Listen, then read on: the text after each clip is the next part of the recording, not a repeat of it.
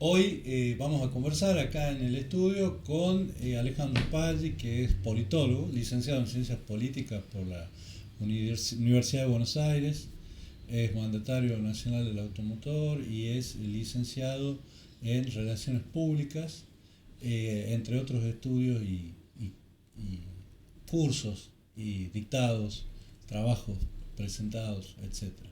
Pero lo importante, ¿para qué hablar con un politólogo? No, estamos muy cerca de unas elecciones nacionales, elecciones para renovar parcialmente el Congreso de la Nación. Y veníamos de unas elecciones de esta magnitud allá en diciembre de 2023, que habían empezado con las ya inexistentes PASO en agosto del 23 hasta diciembre, o mejor dicho, noviembre, con la irrupción de una necesidad de balotaje, segunda vuelta. Es un mecanismo que viene funcionando después de la reforma de 1994. En aquel momento una elección de tercios, un 30-30-30, 30 Fuerza Patria, 30 el partido que conservó el presidente que tenemos actualmente y 30 de indecisos que iban y venían. Bueno, la pregunta es al politólogo, ¿estamos otra vez ante una elección de tercios? Buenas tardes. Gracias por la invitación. Eh, Considero que sí, que se vuelve a repetir esta idea de elección de tercios. No nos olvidemos que ese 30, que no es ni de la Libertad Avanza, ni tampoco del kirchnerismo barra peronismo, es el famoso voto blando, que va un poco para un lado y otro poco para otro. Es decir, que no tiene una pertenencia ideológica o cultural hacia alguna de las dos expresiones, digamos, más contundentes que tenemos hoy en el escenario político, que es peronismo o libertad avanza. Así que ese voto blando, perdón, es maleable, va y viene, y creo que en razón de eso, de que las expectativas que puso al votarlo a Milei en el balotaje en el 23 no fueron satisfechas, con lo cual ese voto blando creo que le va a hacer como una retirada del voto de confianza que hizo en el 23, y la duda que nos queda es hacia dónde va a ir, porque ese voto blando lo más probable es que no vaya al peronismo o al kirchnerismo, pero no queda claro hacia dónde va. Puede ser Provincias Unidas, puede ser otro tipo de expresiones políticas que están empezando a surgir en estos últimos tiempos. ¿La gente está desencantada de la política? Sí, yo creo que sí, no es de ahora, no, es, digamos, no le podemos cargar las tintas a Milei, es algo que viene ya de hace tiempo, de hace muchos años. Creo que lo que puede graficar un poco esto para que se entienda es que antes un padre o una madre podía pasarla mal, sufrir, pero tenía la esperanza, la expectativa en que sus hijos podían salir, por ejemplo, con la herramienta de movilidad social ascendente por excelencia, que es la educación, por ejemplo, yendo a la universidad. Hoy creo que esa esperanza se perdió. Creo que el adulto en un hogar piensa, yo la estoy pasando mal y mis hijos también la van a pasar mal. Ese es el problema. Entonces, ese desencanto, que primero fue bronca, en el voto bronca, anti, ¿no? Con el cual gana Macri, con el cual gana Alberto y con el cual gana Milei, digamos, no es que esto es nuevo, hoy ya empieza a decantar en tristeza, ¿no? Falta de esperanza, falta de horizonte, de expectativa, ¿no? Entonces yo creo que eso empieza a verse en el escenario político con el ausentismo electoral, y quizá pueda llegar a suceder también que tengamos voto en blanco, ¿no? Que la gente por ahí empiece a reaccionar un poco y en vez de decir no voy, quizá vaya, pero aplique como preferencia electoral el voto en blanco. Es decir, que el mensaje sea, fui y pudiendo haberte votado no te voté, ni a vos, ni al otro, ni al otro. ¿Cómo se puede recrear la confianza en la política, la esperanza? ¿Cómo hacer volver a los jóvenes que tienen ese idealismo innato desde su edad, desde empezar a construir la vida adulta, desde ideales, desde valores que creen que los pueden llegar a plasmar en la vida? Después por ahí el adulto de alguna manera se frustra o se dedica más a un progreso personal y no tiene esa mirada tan comunitaria. Bueno, ¿cómo recrear ese entusiasmo en los jóvenes? Y es es difícil, porque un poco lo logró el kirchnerismo cuando asume Néstor, por ahí logró, acuérdense que nosotros veníamos de la década del 90, donde hubo un proceso parecido, no igual a este, hubo un proceso parecido, donde la política parecía que había quedado en un segundo plano y era lo económico lo más preponderante, ¿no? Sin embargo, hay que aclarar que en esa época se hizo mucha política, ¿no? No nos olvidemos el Pacto de Olivo, no nos olvidemos los dos atentados a la embajada y a la Mutual Judía de la AMIA, no nos olvidemos la idea esta de que la Argentina se convierte en aliado extra-OTAN, es decir, hubo las relaciones carnales, ¿sí? O las relaciones con carnadura, en realidad sería la traducción literal de ese concepto. Pero bueno, cuando se sale eso, a eso le sigue la crisis del 2001, de la Rúa, se va en helicóptero, no termina su mandato, es decir, una gran crisis de representación que termina con, digamos, el desembarco del kirchnerismo, esta novedad, digamos, un gobernador ignoto de la provincia de Santa Cruz, y hay como un revival, esta idea de volver a la vieja política, ¿no? Los 60, los 70, que interpela a los jóvenes, ¿sí? Eso se logró, se mantuvo, ¿sí? Jóvenes K, la Campo, la Juventud Presente, todas esas identidades juveniles asociadas a la política, pero el kirchnerismo perdió esa polea de transmisión que tenía con los sectores juveniles.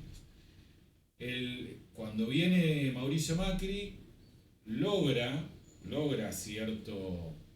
cierta interpelación, digamos, a la franja etaria de los jóvenes, pero no con tanto éxito como el kirchnerismo. Y después, bueno, ya con el fracaso, digamos, sobre todo económico de su gobierno, más todo lo que fue el gobierno de Alberto Fernández, ya la juventud directamente se desligó totalmente de la política, ¿no? Milei retoma, vuelve a hacer algo parecido a lo que hizo el kirchnerismo en sus inicios, que es poder interpelar a los jóvenes. De hecho, hay algo muy curioso que sucede con Milei, porque él hoy, en esta idea de tercios, está interpelando mucho a las clases medias altas y clases altas. Pero en el 23 y antes, el que hay mucho voto joven de clases que están, digamos, de clase carenciada, digamos, gente que no tiene los recursos económicos de una clase media. Y eso fue la mayor contradicción y eso fue lo que quizá dejó en offside al peronismo en las elecciones, ¿no? Nadie imaginó que él podía calar tan hondo en clases que están en emergencia social. Bueno, esa gente votó a Milei, ¿sí? Y yo creo que esa gente no lo va a volver a votar ahora. ¿Sí? Hay un cambio ahí. Es como que también hubo una desilusión mucho más rápida del votante de Milei con Milei que la que hubo, por ejemplo, el votante de Cristina con Cristina, ¿no? O sea, fue un poco más largo esa luna de miel, por decirlo de alguna manera, o esa relación que la que hubo ahora. Quizá también tenga que ver por el tipo de relación que estructuró Milei, ¿no? Que es un poco más a través de las redes, no tan presencial, y donde ahí prevalece más lo personal, no tanto lo colectivo. Lo colectivo se diluye en las redes sociales, ¿no? Hablando de lo colectivo, muchas veces uno escucha a discursos reaccionarios que, tomando la experiencia española, tomando el esclavismo del hemisferio norte, algunas guerras, bueno, la guerra de secesión, y quieren plantear como un paradigma de la unidad nacional, al mismo tiempo que se habla de la grieta y se entroniza el debate sobre la grieta, quieren hablar como un paradigma de la unidad nacional, la necesidad de una guerra civil, de una guerra fratricida, para que de ahí como que decante una nueva Argentina, ¿no? Un recurso que tiene, insisto, el sector más reaccionario, dice, nos hace falta una guerra, como la tuvo España, como tuvieron tantos países. ¿Esto es así? ¿O se puede lograr un proceso de nación? O sea, Estado claramente somos, tenemos un ordenamiento jurídico, una Constitución nacional, pero esa unidad nacional, ¿no? ¿Se puede lograr sin la guerra como recurso? ¿O es que ya están agotadas las posibilidades políticas, el debate, para generar por lo menos un ciclo, una serie de puntos básicos de unidad y de definición como país, ¿no?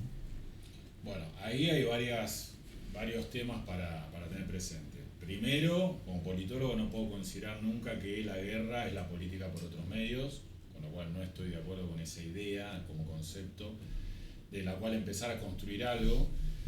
Pero entiendo que un poco esa propuesta, que a mi punto de vista es extrema, lo que, digamos, prevalece es la idea que para construir algo tenés que destruir primero, ¿no? Y la política tiene eso de arte de lo posible y de el arte de lo imposible, porque muchas veces parece que la política, que es una herramienta útil de transformación social, realmente parece el arte de lo imposible, sobre todo si alguien ha tenido una experiencia en el sector público, trabajando en la administración pública en cualquier nivel, municipal, provincial o nacional, sabe lo complicado que es muchas veces gestionar lo público, ¿no? Desde la interna política hasta la falta de fondos, incluso a veces para ejecutar funciones propias del área que uno tiene a cargo. O sea que en ese sentido, no, desde lo teórico no coincido, y desde lo histórico, a ver, ya tuvimos cualquier cantidad de guerra civil en Argentina, no es que nunca hubo, y la grieta no es nueva, ¿sí? Guerras civiles Argentina tuvo desde que empezó digamos, las guerras por la emancipación, por la independencia, hasta la constitución del Estado Nacional en 1880, o sea, vamos de 1810 a 1880, estamos hablando de 70 años de guerra civil, ¿no? Y después, ya con esa democracia limitada, digamos, con la cual arranca la República Argentina, después ya en 1930 tenemos golpe de Estado hasta el 83, ¿no? Dictadura. Entonces, guerra civil hubo, no es que no hubo. Y aún así, las cosas quizá no se arreglaron como uno quisiera, ¿tá? Entonces, no creo que esa sea la forma de arreglar las cosas. Ahora, sí coincido con un poco el análisis que el problema que tiene la Argentina es que es un Estado sin nación. Es decir, la nación no es que no existe, no es que existe o no existe. Sí existe, pero quizá es una idea de nación precaria, ¿tá? Recordemos que la idea de nación como esto de haber hecho, estar haciendo y querer hacer cosas juntos, ¿no? Esa idea de pertenencia, de lo colectivo, de lo solidario. Creo que la Argentina nunca logró construirlo como sí logró construir el concepto de Estado. Esta idea de organización que tiene el monopolio de la violencia sobre un territorio y población determinado. Eso quizá era más fácil de construir porque es algo objetivo, que se puede plasmar en la Carta Magna, por ejemplo en la Constitución Nacional, que una nación que es algo más subjetivo y ya depende de otros factores, digamos, más difíciles de establecer, ¿sí? Una cultura en común no es tan fácil de construir como una arquitectura legal digamos, que plasme una constitución, ¿sí? Es más difícil. Entonces yo creo que la deuda pendiente que tenemos nosotros es poder construir una nación que termine de legitimar la cuestión legal que, digamos, da el Estado. Es ahí donde estamos fallando, ¿sí? A veces nos reímos nosotros, no sé, o nos reímos o criticamos, por decirlo de alguna manera, no sé, las monarquías europeas. Pero la idea de tener, a ver, no estoy haciendo apología de la monarquía, ¿no? Pero digamos, la idea de la monarquía en Europa es que representa a la nación, el pueblo, ¿sí? Por eso a veces cuesta entender por qué en Inglaterra o en el Reino Unido el rey o la reina o la monarquía tienen tanta aceptación. Vos decís, pero ¿cómo en una democracia? Es que no se trata sobre la desigualdad, que está clara, ¿no? Que no tiene el mismo estatus que el resto de los ciudadanos, sino una cuestión es que representa la cultura viva de ese pueblo, ¿sí? ¿De dónde venimos? Esa idea. ¿Y hacia dónde vamos? Un poco lo que proyecta la monarquía en ese sentido es la idea de nación. Entonces por eso quizá hay menos conflictos internos, ¿sí? No quiere decir que no haya, pero hay menos conflictos internos. Acá en nuestro país lo que nos está faltando es algo que pueda sostener esa idea de cultura y pueblos compartidos, ¿sí? Por ahí lo más cercano que podemos llegar a tener, y repito, no estoy haciendo apología de ningún tipo de ideología en particular, es lo que representó en su momento el peronismo, ¿sí? No como partido político, como partido justicialista, sino como movimiento peronista, ¿sí? Esta idea de basarse en la doctrina social de la Iglesia, de aglutinar, agregar distintas demandas, ¿sí? Radicalismo, socialismo. Recuerden que el peronismo en esa época no existía, entonces, y todo eso generó algo nuevo, pero algo nuevo que no necesariamente representaba lo mismo para todos. ¿Tá? Por ejemplo, recordemos a Laclau con la idea de significante vacío, ¿sí? Esta idea de que, a ver, por ejemplo, pueblo, el peronismo apela a este concepto del pueblo, pero el pueblo no necesariamente significa lo mismo para todos nosotros. Yo al pueblo lo lleno con una idea o con una expectativa que es mía. Vos la llenás con la tuya y el otro la llenó con la de él. Pero todos apelamos al pueblo. Pero para todos nosotros pueblo significa cosas distintas. El peronismo tuvo quizá el mérito de lograr construir una cultura política, ¿sí? Que aglutina demandas distintas, ¿sí? Y canalizó a través de este movimiento peronista y posteriormente del Partido Justicialista, ¿sí? Pero no quiere decir que para todos esa idea de pueblo y de cultura significa lo mismo. ¿Se entiende? Creo que ahí estuvo un poco el mérito de este movimiento peronista. Yo creo que lo que le hace falta a la Argentina es algo que pueda generar esa idea de pertenencia que nos aglutine y haga querer, como decía recién, seguir haciendo cosas juntos. Le pregunto al director cómo estábamos. La verdad que es muy interesante la conversación. Ya estamos en media hora.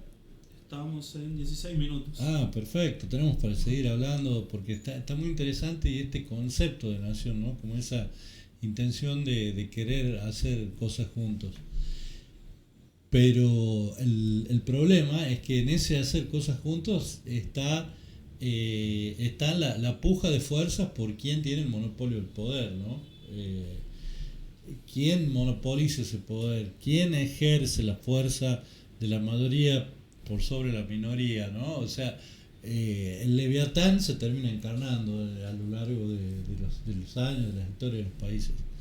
Entonces, voy a hacer una pregunta que se viene planteando desde la antigua Grecia, ¿no? Aristóteles, Platón. ¿Qué es el poder? El poder, bueno, depende a quién se lo preguntes, porque el poder tiene esta cuestión de significante vacío. No es lo mismo preguntárselo a Foucault que preguntárselo a Hobbes, ¿sí? O sea, eso depende cómo lo quieras pensar. El poder, yo cómo lo concibo, como la posibilidad de lograr que otro haga lo que yo quiero, ¿sí? Eso sería la versión más dura, si vos querés, del poder. Pero el poder es eso, porque el poder que no se ejerce no es poder. El poder tiene dentro de sí esta idea de ejercicio, esta idea de imposición, porque está claro que si yo puedo hacer algo y necesito llevarlo a cabo, hay otro que se tiene que someter en alguna medida a lo que yo estoy haciendo. Y no siempre esa relación es pacífica ni feliz, ni mucho menos feliz. Un poco la política es eso, ¿sí?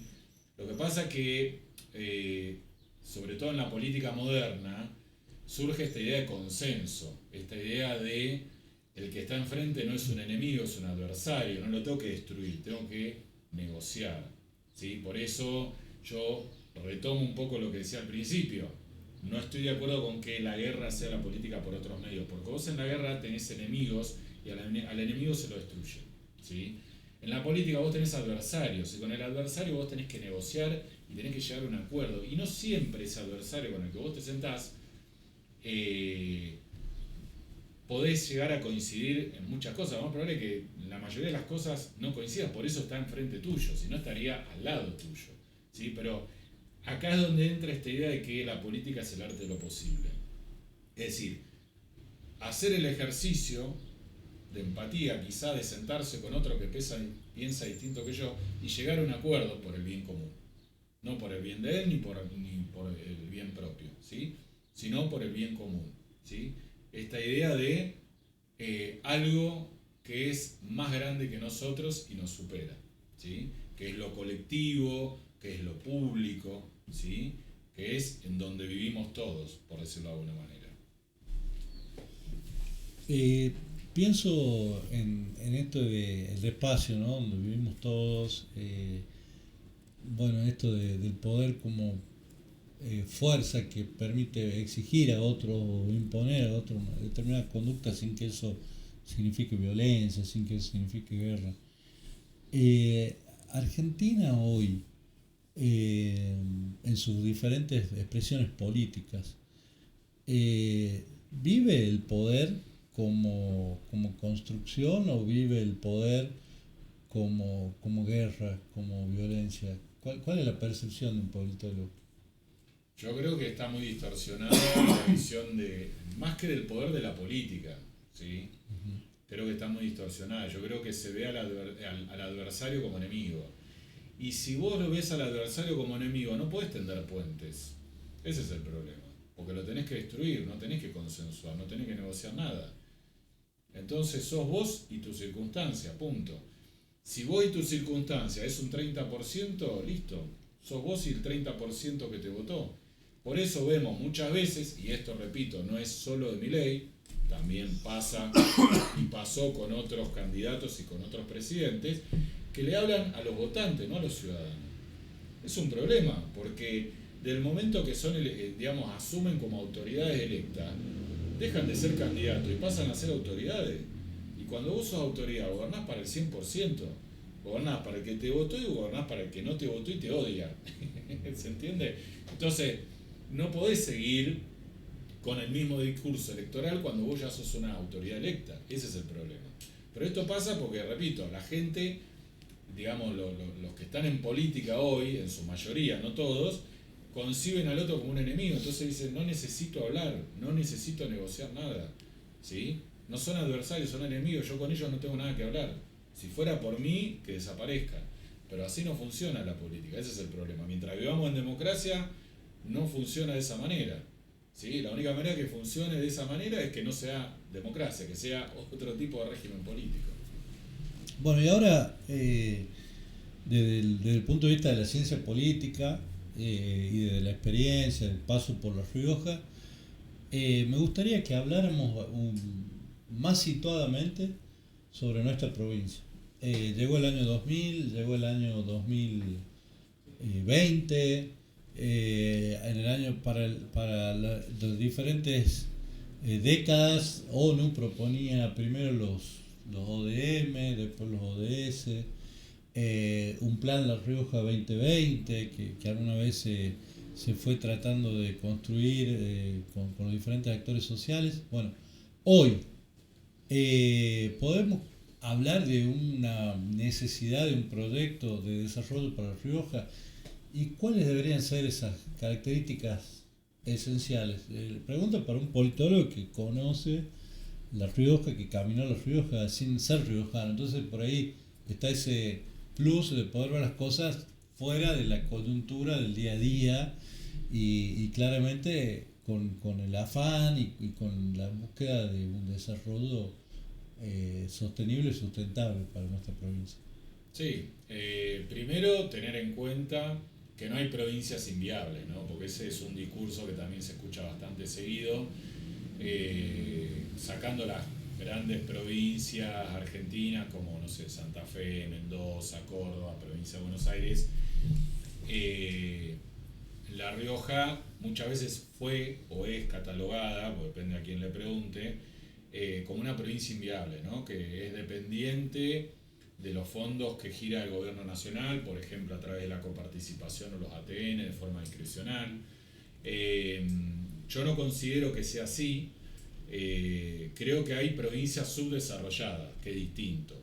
Porque, a ver, hablar de provincias inviables implica que hagas lo que hagas, esa provincia nunca va a crecer. Cuando vos hablas de provincias subdesarrolladas, quiere decir que lo que está faltando es un incentivo selectivo positivo. Es decir, ¿cómo hago yo para darte algo que a vos te incentive como provincia para cambiar, ¿sí? Y desarrollarte? Entonces, primero, hay que aclarar eso. Segundo, me parece que lo que tendría que generar la provincia de La Rioja, como cualquier otra provincia, digamos, esto no es para La Rioja en particular, es trabajar en un perfil productivo. Es decir, esto ya es de Argentina, no es de La Rioja. Esta idea de que, digamos, queremos hacer todo, ¿no? Queremos producir el auto acá, queremos hacer textiles acá, queremos hacer electrodomésticos acá, y eso es un problema, porque al final terminamos trabajando como ensambladoras de moto, ensambladoras de celulares, ensambladoras de telas que vienen de afuera, ¿sí? ¿Se entiende? Entonces es un problema porque en realidad ni siquiera terminamos produciendo nada. Entonces, según mi criterio, lo bueno que esto se aplica a la Argentina y también en particular a La Rioja es definir un perfil productivo. Si vos me preguntás, no sé, en La Rioja, ¿qué podría llegar a ser? Digo, esto hay que charlarlo porque la política implica consensos. Hay perfiles productivos que por las, digamos, condiciones propias de La Rioja podrían llegar a desarrollarse. Vamos a empezar con el más polémico, la minería, ¿sí? La agricultura, la ganadería, el turismo, ¿sí? Quizá algún otro tipo de, por ejemplo, la educación, ¿sí? Acá hay muchas universidades nacionales, podría vender servicios educativos al país y a la región, digo, no solamente para que vengan brasileños, sino también para que vengan chilenos, bolivianos, paraguayos, ¿sí? A estudiar. Yo creo que con 4 o 5 perfiles productivos bien desarrollados, la provincia no debería tener mayores problemas, ¿sí?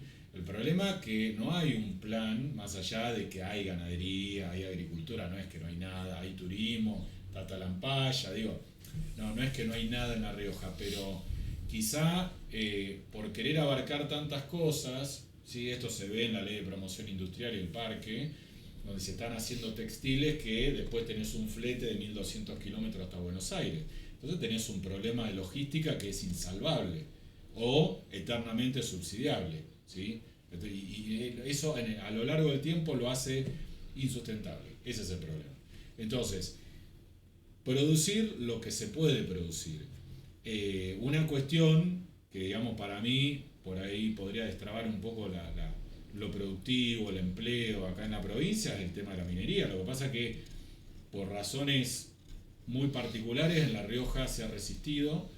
A ver, el argumento es que falta agua, ¿no? Es eso que le sacaría el agua a la agricultura. Sí, que es insolvable, ¿no? Claro, bueno. Pero a ver, se puede sacar agua y se puede hacer un control sobre la minería. Exacto. Tengamos en cuenta que La Rioja tiene a Catamarca a un costado, tiene al otro costado a San Juan y al otro costado tiene Chile. Y los tres, no sé si viven solo de la minería, pero la minería implica grandes ingresos a las arcas provinciales o a las arcas nacionales. Sí, recordemos que Chile es unitario.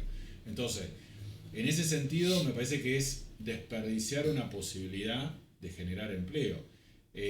Porque si no, yo con ese criterio también te tengo que decir, bueno, pero la agricultura erosiona los suelos también. No hay industria que no contamine. Eso es algo que tenemos que empezar a desmistificar, porque si no parece la agricultura y la ganadería son buenos y la minería es malo. No, las dos son actividades primarias, las dos son actividades extractivas, nada más que una contamina menos que la otra, pero no es que una no contamina, la otra sí, unos son buenos y otros son malos, ¿no? Yo creo que hay que trabajar un poquito sobre eso y tratar y lograr de que se puedan llevar bien, ¿no? Trabajando juntas. Nos queda muy poquito tiempo. Me gustaría pedir si en una frase o de la manera que pueda, como politólogo, ¿qué le decimos a un joven para que se vuelva a interesar por política? Para que, no digo que le haga un diario en papel, digamos, no traer a los jóvenes a nuestra generación, sino que de su propia generación, desde su scrollear el celular, pero que en vez de ver determinados temas empiece a sentir interés por política. Que participe, porque la única forma de cambiar las cosas es participando. Si uno delega en terceros, digo, no voy a votar, no participo, no me interesa la política, otro elige por vos. Ese es el problema. Entonces después no hay que quejarse. O se puede quejar, pero bueno, tiene que aguantar las consecuencias. Entonces, como todo en la vida, uno tiene que tomar la iniciativa y como decía Aristóteles, la vida es acción.